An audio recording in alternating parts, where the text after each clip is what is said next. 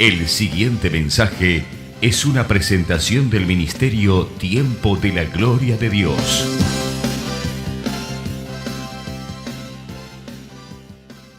Hoy tenemos un tema que lo hemos titulado Protagonista de la historia. Creo que estamos cerrando el año así con unos temas bien interesantes. Ya estuvimos hablando del asunto del propósito, estuvimos hablando sobre, nos tomamos un ejemplo de la vida de Moisés y las claves para vivir una vida extraordinaria. Ahí tuvimos unas buenas herramientas para empezar 2023. También estuvimos hablando acerca del llamamiento, el propósito, como para que también alineemos nuestro 2023 en ese sentido. Hoy vamos a hablar acerca de cómo ser protagonistas de la historia. Así que estamos encarando fuertemente este tema para que tengamos herramientas, para que tengamos elementos para tener realmente un 2023 extraordinario, superior a cualquier otro año que hayamos vivido. Y para eso quiero compartir con ustedes Isaías 43, 18, que lo voy a leer en dos versiones. Primero, en Reina Valera, que dice así, Isaías 43, 18, dice: no os acordéis de las cosas pasadas, ni traigáis a memoria las cosas antiguas. He aquí, yo hago cosa nueva, pronto saldrá a luz. ¿No la conoceréis? Otra vez abriré camino en el desierto y ríos en la soledad. Así dice entonces este versículo que utilizo como introducción. Y si voy a buscar la versión Dios habla hoy, que me gusta mucho como lo plantea, vamos a ver qué dice. Isaías 43, 18. Ahora dice el Señor a su pueblo: ya no recuerdes el ayer, no pienses más en cosas del pasado. Yo voy a hacer algo nuevo y verás que ahora mismo va a aparecer. Voy a abrir un camino en el desierto y ríos en la tierra estéril. Como les comenté al principio, en esta tarde, cuando mandamos el anuncio, hay dos tipos de personas en la vida. Aquellas personas que simplemente pasan por la historia y la historia no lo registra, no registra sus nombres, quiénes son, y aquellas otras personas que van dejando una huella imborrable en la historia. En la Biblia tenemos un montón de ejemplos de personas extraordinarias, como ya vimos el caso de Moisés, que enfrentó un imperio entero para poder liberar a su nación, pero que al mismo tiempo, como también lo comentamos hace poco en un culto, se plantó frente al Señor y dijo: Señor, no nos saque de aquí si tu presencia no nos acompaña. Tenemos el ejemplo de los jueces, por ejemplo, el caso de Débora, que era una profetisa que cuando no había en Israel un varón que quisiera levantarse para enfrentar la situación, ella se levanta y es reconocida luego como la madre de Israel. ¿Sí? Vemos un profeta como el profeta Amós, que no era un ministro, no era pastor, no era líder, no era nada, era simplemente un laico, podríamos decir un civil en los asuntos de la fe. El tipo se dedicaba a podar higueras y a criar bueyes, y se enfrenta a la religión corrupta que había en aquel entonces, y Dios lo respalda. Vemos el caso de Nehemías, que era un funcionario público, que asume el compromiso de reconstruir una ciudad que está en ruinas. Leemos de gente como Elías, que ora a Dios para que llueva, para que no llueva sobre todo el país, y Dios lo respalda, lo escucha, no llueve durante 3 años y medio, y luego ora para que caiga fuego sobre el altar que había armado, y Dios lo responde y le envía fuego. O sea que la verdad que no estamos hablando de moco de pavo, son cosas bien interesantes, ¿no? Y cómo es que esa gente que la Biblia ha registrado es capaz de mover el corazón y la mano de Dios. Uno se pregunta, ¿por qué toda esa gente asume un rol protagónico en la historia? Estos personajes que son protagonistas de la historia, yo me pregunto, ¿serían gente que tenía un destino marcado? ¿Serían gente que vivía un momento y por eso surgieron en ese momento? ¿Son gente que está hecha de una madera distinta a la que estamos hechos tú y yo? ¿Será que esos eran superhombres o supermujeres maravilla en aquel entonces? Y nosotros hoy somos gentes comunes y corrientes. ¿Aquellos tenían algo que nosotros no tenemos? No, yo creo que no. Yo creo que eran gente sencilla, común y corriente. Dice Santiago 5:7, hablando de Elías, un individuo con pasiones iguales a las nuestras. Entonces, realmente creo que todos estos personajes que la Biblia ha recogido más bien son para ejemplo y para motivación, para que nosotros también podamos seguir sus ejemplos. Y esa es una de las cosas que más me desconcierta, porque ¿cómo puede ser que en esta época de hoy no veamos gente con el mismo calibre que la que vemos en la Biblia? ¿Cómo puede ser que hoy no veamos los milagros que antes se veían si hoy la necesidad es mucho mayor? ¿Cómo puede ser que nosotros no veamos hombres y mujeres de Dios como se veían en aquel entonces? Nosotros hoy tenemos una situación en el mundo, en nuestra cultura occidental, quizás más caótica y mucho más inmoral que en Sodoma y Gomorra. Tenemos mucha más necesidad hoy. Hoy hay mucha más esclavitud y mucha más carga que cuando había la época de Faraón, de Egipto y los hebreos. Hoy hay mucha más idolatría que la que había en la época de Elías. Hoy hay naciones que sojuzgan, que someten, que dominan a otras con mucha más crueldad que lo que hacía Nínive, por ejemplo, cuando surgió Jonás. Entonces, ¿qué es lo que sucede? ¿Será que simplemente nos tenemos que quedar mirando con nostalgia al pasado? ¿A Dios no le importa lo que sucede en nuestra generación en este tiempo? ¿Será que Dios no puede volver a tomar la vida de alguno de nosotros y poner su mano poderosa sobre nosotros para que hagamos cosas extraordinarias en nuestra historia? Por eso empezamos con este versículo, en Isaías 43, 18. No nos acordemos de las cosas pasadas, no miremos el pasado con nostalgia. Creamos que el Señor tiene un futuro nuevo y mucho más grandioso para cada uno de nosotros. Dios es el mismo de ayer y seguirá siendo el mismo mañana. Y Dios hoy quiere hacer algo nuevo. Como decía el versículo que les leí, Dios quiere abrir un camino en el desierto, abrir un río en la soledad, un río que nos fortalezca como a esta gente a prevalecer con determinación hasta que los muros caigan. Dios quiere darnos esa misma fortaleza en este tiempo para que podamos orar, para que podamos ayunar, hasta que el milagro ocurra. La misma perseverancia que tenían aquellos para seguir avanzando hacia la meta, más allá de lo que vemos con los ojos y más allá de lo que nuestras emociones nos dicten. Entonces hoy vamos a tomar el ejemplo de un personaje nuevo, que no hemos hablado hasta ahora, que es el escriba Esdras. Vamos a tomar ejemplo de lo que hizo Esdras para pasar a ser un hombre que ha quedado en la historia de Israel. Y vamos a hablar de 4 cosas, y vamos a empezar por la primera, pero antes voy a buscar el versículo para que lo leamos todos juntos y los voy a mostrar. Vamos a ir a Esdras capítulo 7, Esdras capítulo 7 y el versículo 6, que dice así. Miren qué interesante este versículo para que empecemos con el punto número 1 de lo que vamos a hablar hoy, que es prepararnos para ser protagonistas de la historia. Para ser protagonistas de la historia tenemos que prepararnos, pero prepararnos con ese fin, con ese objetivo. Y dice así el versículo 6 de el capítulo 7 de Esdras. Este Esdras era un maestro instruido en la ley que el Señor, Dios de Israel, había dado por medio de Moisés y contaba con la ayuda del Señor, así que el rey Artajerjes le concedió todo lo que le pidió. De esta manera, Esdras regresó de Babilonia a Jerusalén con un grupo de israelitas compuestos de sacerdotes, levitas, cantores, porteros y sirvientes del templo en el 7º año del reinado de Artajerjes. ¿Sí? Pero qué interesante este detalle. En primer lugar, Esdras era instruido en la ley, conocía la palabra del Señor y contaba con la ayuda del Señor. Es decir, la mano de Dios estaba con Esdras. Entonces, acá lo que tenemos es un hombre que tenía algunas características y una de ellas era esta.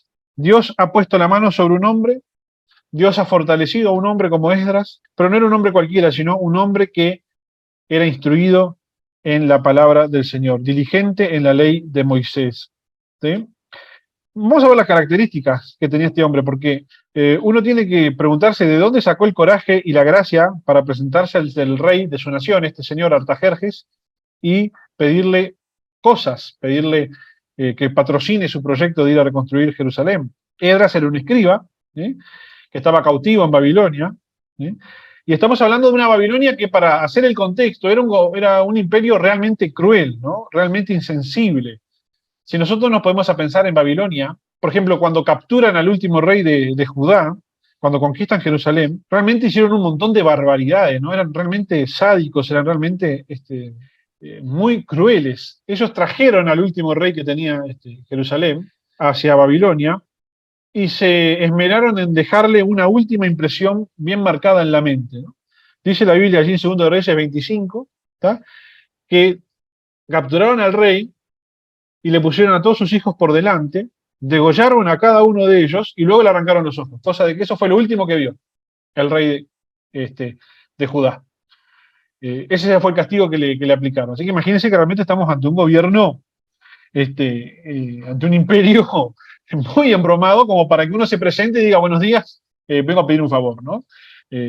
Uno no se animaría a presentarse y a tener la osadía, siendo un esclavo, siendo parte de la nación que está subyugada, a presentarse ante un imperio de esa manera, ¿no? Pero claramente Dios estaba obrando en ese tiempo, aunque la situación era terrible, y Dios estaba preparando el camino para Esdras. ¿Y cómo fue que esto sucedió? ¿Por qué fue que Dios eligió a Esdras y no eligió a ningún otro? ¿Por qué utilizó a este Esdras para que fuese una puerta de bendición para todo su pueblo? Y bueno, porque lo que vimos recién en el versículo 6, Esdras se había dedicado a prepararse para poder ser usado por Dios. Y una de las claves para prepararse para ser usados por Dios fue el hecho de estudiar la palabra del Señor. Si nosotros vamos al versículo 10, que está acá, dice, y Esdras tenía el firme propósito de estudiar y de poner en práctica la ley del Señor y de enseñar a los israelitas sus leyes y decretos. O sea que él tenía ese anhelo, tenía esa voluntad de estudiar, de poner en práctica la palabra del Señor y a su vez de ser bendición para otros y de poder enseñarle a sus conciudadanos, a sus hermanos, todo lo que él aprendía de parte del Señor. Entonces, me parece detalle bien interesante este para tener en cuenta en el punto número 1, entonces, de cómo nos preparamos para ser protagonistas de la historia. Bueno, nos preparamos estudiando, inquiriendo diligentemente en la palabra del Señor, para estar prontos para que Dios nos pueda escoger para poder servirle, ¿sí? Punto número 2, si Dios nos quiere hablar, nosotros tenemos que abrir los oídos para escuchar. ¿A cuántos de ustedes les ha pasado de tener un hijo que esté o mirando la tele, o ahora más modernamente, con los auriculares enchufados viendo el celular, una serie, un video, lo que fuera, y que vos lo llamás, ¿no? Poner en el caso mío, Julieta, y Julieta no responde porque está con los auriculares puestos, ¿no? Entonces, Julieta, nada, no responde, porque no me está escuchando directamente, ¿sí? O está distraída, ensimismada en lo que está viendo, y no escucha que la estoy llamando Julieta, ¿no? Y también a Jimena, ¿no? Para que no ninguna de las dos se ponga celosa, ¿no? Jimena, no atiende, está ocupada en otra cosa, ¿sí? Entonces, nosotros muchas veces parecemos igual que nuestros hijos, porque decimos que queremos que Dios nos hable, queremos que Dios nos hable, pero no nos disponemos a escuchar a Dios cuando Él nos habla, porque estamos todo el día con un montón de voces o de sonidos, ruidos, que están aturdiendo nuestra mente, ¿sí? Llámele una llamada telefónica, la televisión, la radio, internet, o las obligaciones del hogar, el trabajo, las necesidades, las preocupaciones, el estómago que pide comida, lo que fuera, ¿verdad? Tenemos un montón de cosas a nuestro alrededor que compiten por nuestra atención. Entonces, ¿cómo podemos escuchar a Dios si no cortamos todo lo que a nuestro alrededor nos está hablando y nos disponemos para escucharlo, ¿sí? ¿Cómo tiene que hablarnos Dios si cada vez que llama nosotros estamos en otra? Y en el mejor de los casos respondemos con, bueno, sí, después ya te atiendo, ya voy, ¿no? ¿Quién no tuvo un hijo que, ya voy? Sí, ¿verdad? A veces nosotros también somos así con el Señor, pero la mano de Dios está sobre Esdras porque Esdras preparó su corazón para escuchar a Dios. Esdras sabe lo que había sucedido con su país y sabe que lo que sucedió con su país es el fruto de que no quisieron escuchar a Dios y a sus profetas cuando Él lo envió, ¿sí? Esdras sabe que Dios quiere hablar, pero él no va a poder oírle al menos que se disponga para eso. Por eso, Esdras toma la determinación de preparar su corazón buscando la palabra de Dios. Si yo no preparo mi corazón, aunque Dios me dé un cocazo, yo no lo voy a escuchar. Yo tengo que preparar mi corazón para escuchar al Señor. Por eso cuando uno diligentemente estudia, busca la palabra del Señor, aprovecha las oportunidades que tiene para conocer más al Señor, uno lo que está haciendo es preparar, dejar el corazón sensible para poder oír la palabra del Señor. En el versículo que leímos, en versión Reina Valera, se utiliza el término inquirir. Dice que Esdras inquiría en la palabra del Señor, y eso significa indagar, averiguar o examinar cuidadosamente. Cosa que muchos de los que están acá, yo sé que hacen. Yo tengo frecuentemente comunicación con muchos de ustedes que me escriben para precisamente eso, para inquirir, ¿no? Me mandan un versículo que lo analizaron y quieren una explicación un poco más y alguna duda. Y eso se llama inquirir, indagar, buscar, averiguar la palabra del Señor. Eso está muy bueno, ¿sí? Y eso nos permite conocer la voluntad de Dios en nuestras vidas, ¿sí? Quizás hay alguno que me dice, bueno, yo no sé, no conozco cuál es la voluntad de Dios para mi vida. Bueno, la voluntad de Dios para tu vida la vas a encontrar si preparas tu corazón examinando la palabra del Señor. Y les voy a mostrar Daniel capítulo 9. Vamos a leer ahí un par de versículos, porque me parece realmente muy interesante este relato. Se los voy a compartir para que ustedes lo vean junto conmigo en pantalla. Daniel capítulo 9 dice así, miren, en el primer año de Darío, hijo de Asuero, de la nación de los Medos, que vino a ser rey sobre el reino de los caldeos, en el año primero de su reinado, yo, Daniel, miré atentamente en los libros el número de los años de que habló Jehová al profeta Jeremías, que habrían de cumplirse las desolaciones de Jerusalén en 70 años. Y volví mi rostro a Dios el Señor, buscándole en oración y ruego, en ayuno, cilicio y ceniza. Daniel abre su oído para escuchar a Dios. Y esto lo hace disponiendo el corazón para buscar a Dios. Lee atentamente en los libros y descubre que el tiempo que Dios había hablado al profeta Jeremías estaba cumpliéndose, es decir, aquellos 70 años. Y lo que nosotros preguntamos, o que yo me puedo preguntar, es ¿cuándo fue la última vez que Dios me habló en un culto? Hago memoria. Ahora me tomo unos segundos y pienso, ¿cuándo fue la última vez que yo yendo a la iglesia percibí que Dios me habló? ¿Será que Dios no habla o será que nosotros no tenemos el corazón preparado para escucharlo? ¿Cuándo fue la última vez que Dios me habló estando a solas, leyendo la palabra? ¿Cuándo fue la última vez que a través de su palabra Dios me trajo dirección para mi vida, para ayudarme a tomar una decisión?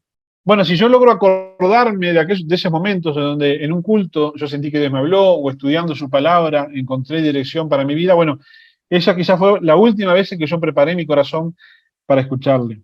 La vez que yo le dije, como cuando Samuel le dijo a Dios, habla que tu siervo oye. Así que esto es bien importante para nosotros. Dios quiere hablar y nosotros tenemos que tener los oídos prontos para escuchar. Así que en primer lugar dije que nos íbamos a preparar para ser protagonistas de la historia. Nos íbamos a preparar como hizo Esdras, que se preparó estudiando la palabra del Señor, conociendo la ley del Señor. Vamos a mantener, número 2, los oídos bien abiertos para escuchar la voz de Dios. Número 3, Dios necesita transformar nuestra vida, así que nosotros necesitamos abrir nuestro corazón. Dios necesita transformar nuestras vidas. Esdras abrió los oídos buscando una palabra de Dios para su tiempo. Daniel hizo lo mismo. Otros personajes también como Nehemías, que dicen que ni bien escuchó en qué situación estaba Jerusalén, oró al Dios de los cielos. Y cuando estaba frente al rey para presentar su proyecto, oró al Dios de los cielos. Ellos quieren que Dios les hable. Y una de las cosas que esta gente está dispuesta a hacer es orar y ayunar para que Dios lo hable. También los discípulos oraban y ayunaban. Esta no es una práctica que se acabó en el Nuevo Testamento, sino que es una práctica que continúa perpetuamente, el del ayuno y la oración. Vamos a ver qué interesante lo que nos ofrece Hechos capítulo 13, que dice así: había entonces en la iglesia que estaba en Antioquía profetas y maestros. Gloria a Dios, que hoy en día también en la iglesia hay profetas y maestros, ¿verdad? Bernabé, Simón, el que se llamaba Níger, Lucio de Cirene, Manaén, el que se había criado junto con Herodes el tetrarca. Mirá vos este Manaén, era cercano amigo del tetrarca, del gobernante. Y Saulo, ministrando estos al Señor y ayunando, dijo el Espíritu Santo: apartadme a Bernabé y a Saulo para la obra a la que los he llamados. Entonces, habiendo ayunado y orado, otra vez ayunado y orado, le impusieron las manos y los despidieron. Fíjense que no necesitaban que el templo o que la iglesia los convoque para hacer ayuno y oración. Ellos sabían perfectamente lo que significa buscar a Dios, y sabían que buscar a Dios significa que hay que inquirir, que hay que indagar, que hay que abrir la mente, hay que abrir el corazón. Daniel está rodeado de gente en el momento en que Dios decide mostrarle algo. Lo vamos a ver ahora en Daniel capítulo 10. Sin embargo, él ve y siente cosas que más nadie lo ve. Miren qué interesante el ejemplo de Daniel. Acá se los voy a mostrar. Daniel, acá estamos en el 9, vamos al capítulo 10. Versículo 7. Y solo yo, Daniel, vi aquella visión y no la vieron los hombres que estaban conmigo, sino que se apoderó de ellos un gran temor y huyeron y se escondieron. Quedé pues yo solo y vi esta gran visión y no quedó fuerza en mí. Fíjense qué interesante. Daniel, que dice la Biblia que estuvo por 3 semanas orando y ayunando para recibir la respuesta, dice que recibió la respuesta, tuvo una visión, estaba rodeado de gente, pero nadie más vio lo que Daniel veía. Esto es porque fue así. Esto fue así porque el que se había preparado para escuchar la voz de Dios, el que se había preparado para recibir la dirección de Dios, era Daniel, y no los demás que estaban allí.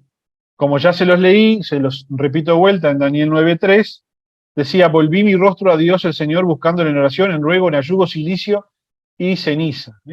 Entonces, Esdras prepara su corazón para inquirir, pero también para poner en práctica, lo leímos, para estudiar y para poner en práctica la palabra del Señor.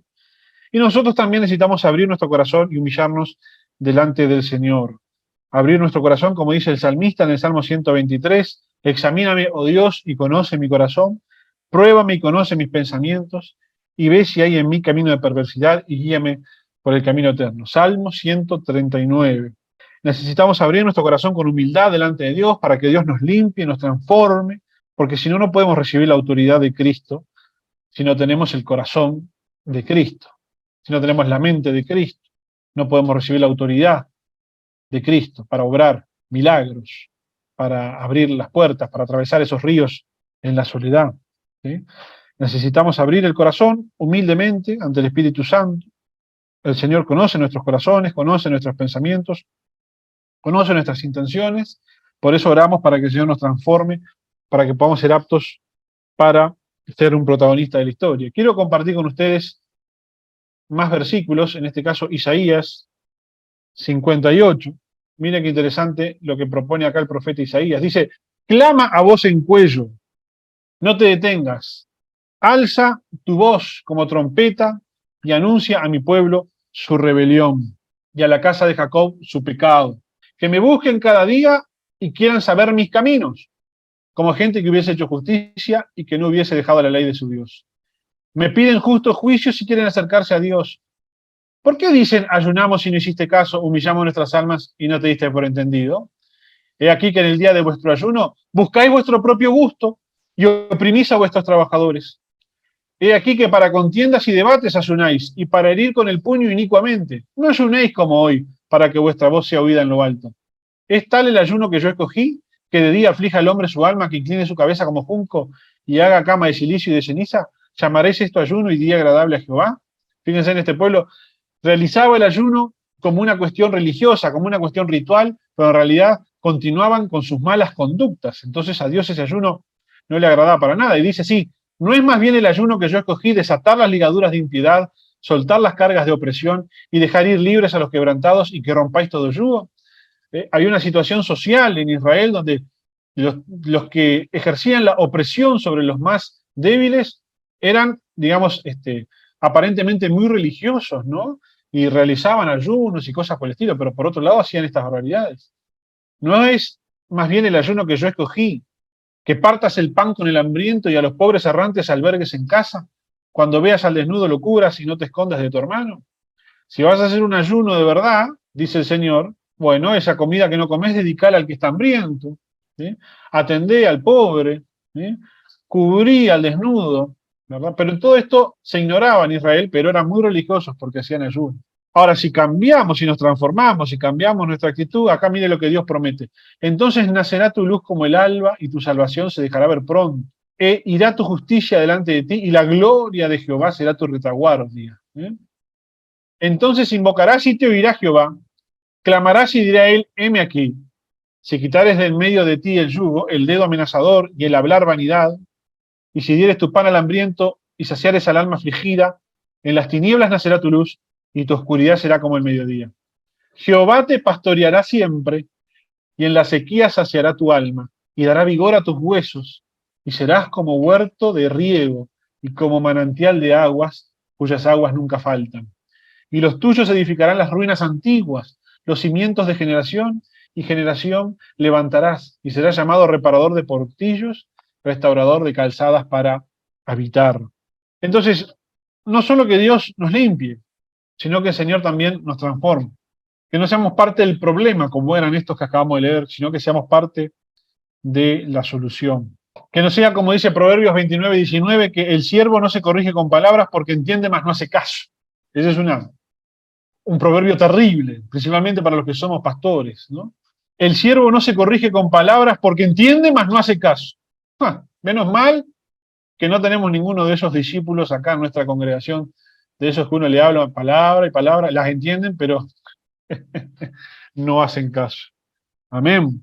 Y vamos al punto número 4. Dios quiere usar nuestras vidas, así que tenemos que entrar en guerra con Él por sus promesas. Y nuevamente vamos a buscar el ejemplo de Esdras. Ahora nos vamos a ir al capítulo número 9. Y miren lo que aparece por acá. Miren qué interesante. Creo que voy a leer acá Esdras 8. Voy a leer Esdras 8, 21 al 23. Aquí ustedes lo están viendo en pantalla. Dice, y publiqué ayuno allí junto al río Ahava para afligirnos delante de nuestro Dios, para solicitar de él camino derecho para nosotros y para nuestros niños y para todos nuestros bienes. Porque tuve vergüenza de pedir al rey tropa y gente de a caballo que nos defendiesen del enemigo en el camino, porque habíamos hablado al rey diciendo, la mano de nuestro Dios es para bien sobre todos los que le buscan, mas su poder y su furor contra todos los que le abandonan. Ayunamos pues y pedimos a nuestro Dios sobre esto, y él nos fue propicio, es decir, él estuvo a nuestro favor. Miren qué interesante, porque hasta ahora hemos venido hablando de disposiciones internas, ¿no? Les hemos venido hablando de que hay que conocer la palabra del Señor, hay que inquirir en ella, porque de esa manera preparamos nuestro corazón, abrimos nuestros oídos para escucharlo, y le pedimos a Dios que nos transforme, pero ahora hay que pasar a la acción, ahora hay que pasar al hacer. Ya nos hemos transformado, ya nos hemos preparado, ahora hay que hacer. Y acá Esdras se puso en acción y publicó un ayuno para que todos los que estaban con él se afligieran delante de Dios y le pidieran, solicitaran un camino derecho para nosotros, para nuestros niños y para nuestros bienes. Y esta debe ser nuestra actitud a diario, el que nos presentemos delante de Dios, orando, Señor, que nos des un camino derecho para nuestro transitar día a día, que nos des un camino derecho para nuestros niños, que nos des un camino derecho para nuestros bienes, es decir, que el Señor prospere nuestro trabajo, nuestras casas. Y dice, porque tuve vergüenza de pedirle al rey que él nos ayudara porque le habíamos dicho que Dios nos iba a ayudar. Entonces, se pusieron a ayunar y a clamar a Dios para que Dios los ayudara y respaldara esa declaración de fe que Esdras había hecho frente al rey, de que no era necesario la ayuda del rey en cuanto a ese sentido porque Dios iba a estar con ellos. Y dice que ayunaron y pidieron a Dios y Dios estuvo a favor de ellos, o sea, Dios les fue propicio. Y en el versículo 71, mira lo que dice, y partimos del río Ahava el 12 del mes primero para ir a Jerusalén y la mano de nuestro Dios estaba sobre nosotros y nos libró de mano del enemigo y del acechador del camino. ¿Amén?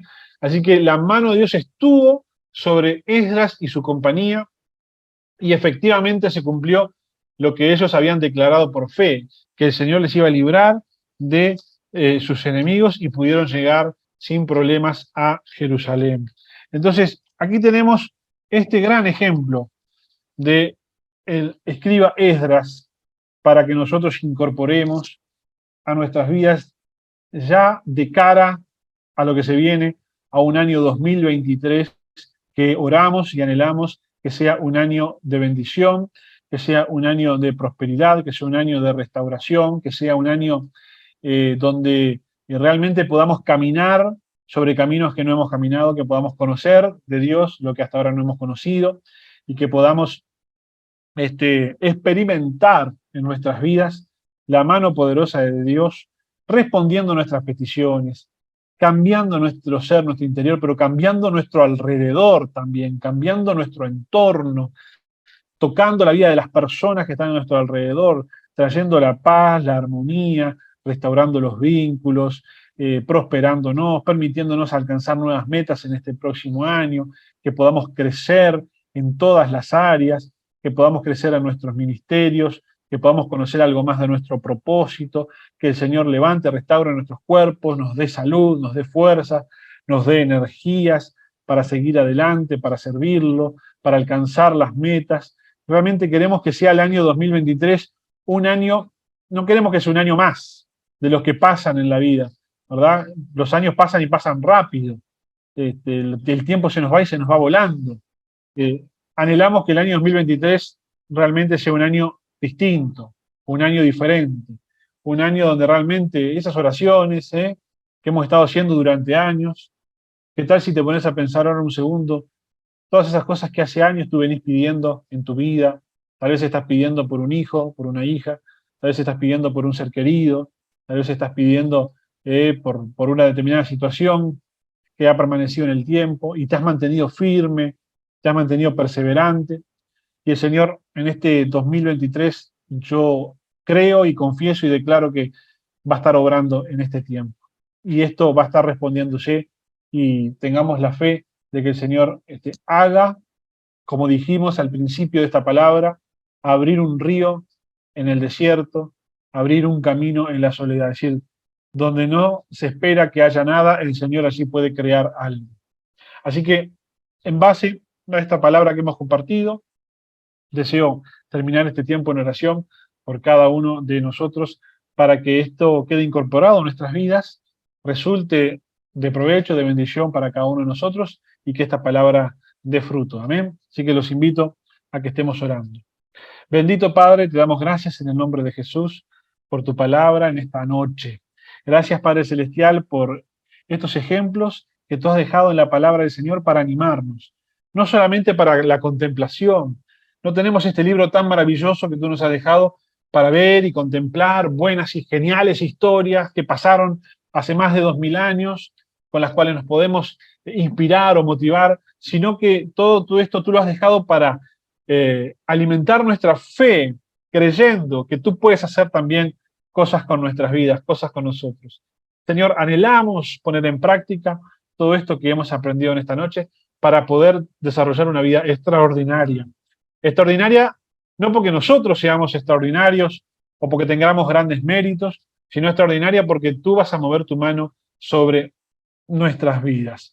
Señor, gracias te damos por esto. Gracias, Padre Celestial, por tu palabra. Ayúdanos a inquirir en tu palabra, a indagar, a investigar, a buscar cada vez más en tu palabra. Ayúdanos a ser sensibles a tu voz, que podamos recibir dirección a través de tu palabra, que podamos escucharte cuando entramos en tu presencia, que podamos de esa forma ser transformados, Señor, y que podamos entrar en batalla por aquellas promesas que tú nos has dado, buscándote, orando, ayunando, clamando, Padre Celestial, por todo aquello que tú has prometido para nuestras vidas, y que tu mano sea favorable a nosotros y que tu mano sea propicia, como decía la palabra que leímos en esta noche. Bendigo a cada uno de mis hermanos, te doy gracias por la vida de ellos y te ruego en el nombre de Jesús que tú les bendigas, que puedan tener no solo una buena noche, sino que puedan tener una próspera semana. Señor, toca y bendice el cuerpo, la salud de cada uno de mis hermanos en esta hora en el nombre de Jesús.